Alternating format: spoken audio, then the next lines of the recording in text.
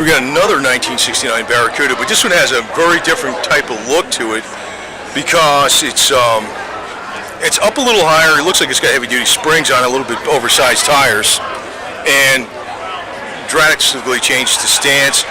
And somehow, with the stripes being removed and having, I don't know, it just looks radically different. But this one is 4-speed or 5-speed, probably a 4-speed.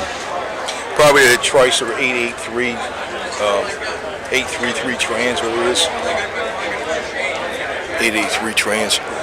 But it looks a lot different though, because just by removing stripes and body molding and heavy-duty springs and bigger tires that are oversized with wheels, oversized wheels, it does look a lot different than the other 69. It's amazing how the minor changes like that can really alter the whole way the car looks.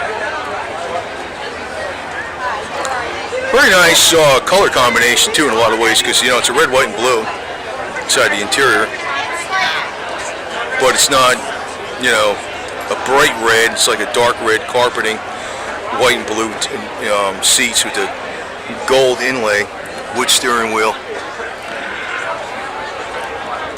wood grained console, and again it's got the 340, or I don't know if it's a 340 or 360 or whatever, but it's probably a 340. And these engines do put out pretty good power, man. They do. They do put out a lot more than what they're rated at. So, but you see how the car can just look quite a bit different just by, wheels, tires, the height of it, the spring height, and taking up body moldings and stripes. It just looks different. I mean, it's got a different look to it. That's why you should always keep using your imagination when you got a car, and don't be limited to buy whatever the factory is. 100%.